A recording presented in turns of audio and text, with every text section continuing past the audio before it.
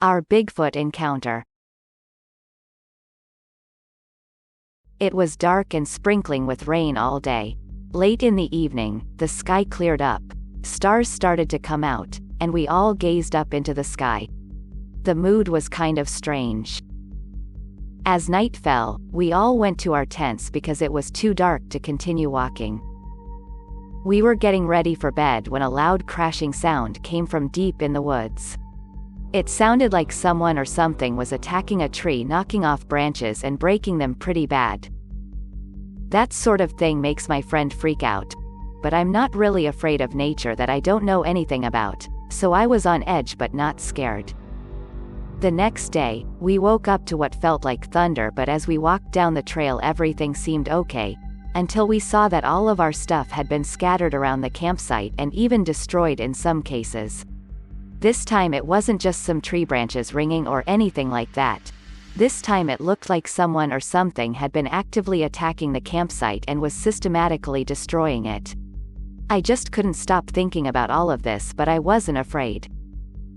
That night we heard weird noises from the woods, like things in the forest were moving around and something or someone was throwing things into the trees around us. I never imagined I would hear that sort of thing. It sounded like the forest had come to life. We started hearing an odd hooting sound from far off, before hearing a reply from a different direction, a lot closer. The night was really creepy. I couldn't sleep. I don't think any of us could. It was like something or someone was out there just watching us. It was hard not to be scared despite trying to convince each other it was normal forest sounds. The next morning, we all went to check out what happened. It was clear that something had been wreaking havoc, but everything seemed okay now.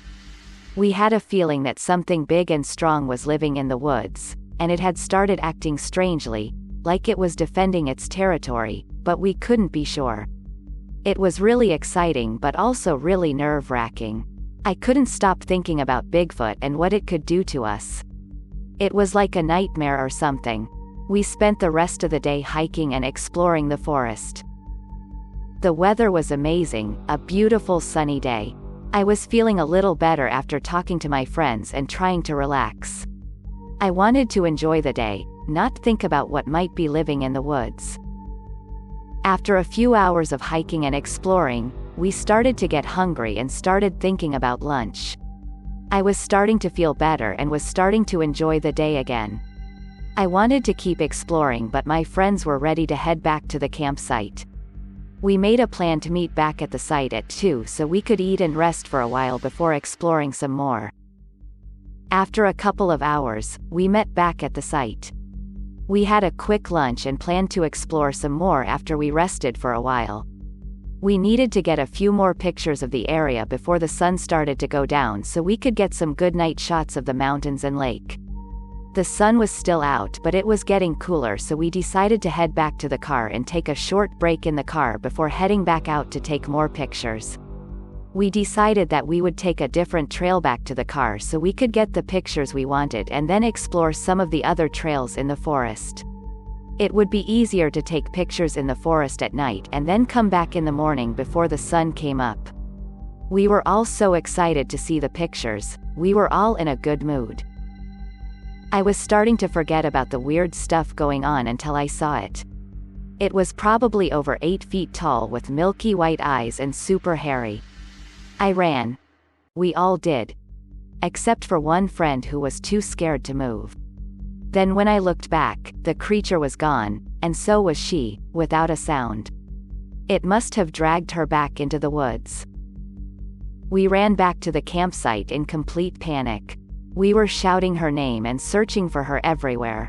When we finally came back to the site, we lit flaming torches and went out again in the direction we figured the thing had taken her.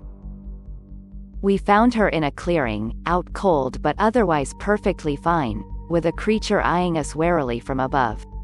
It stared down at us with those milky white eyes, and once we managed to wake our friend, it threw its chin in the direction our cars were, its meaning clear. We were to leave and we didn't need telling twice. Silently and swiftly we made our way from the clearing into our cars, without even thinking of going back to camp for our stuff. For all we know, it's still there where we left it. We don't talk about that trip. It's just too much to even contemplate what it was living in that forest. Just the merest hint of talk about Bigfoot has our friend turning white and her skin becoming clammy and a haunted look coming across her face. We won't forget it though, not for a second, but equally I don't think any of us have plans to go camping anytime soon.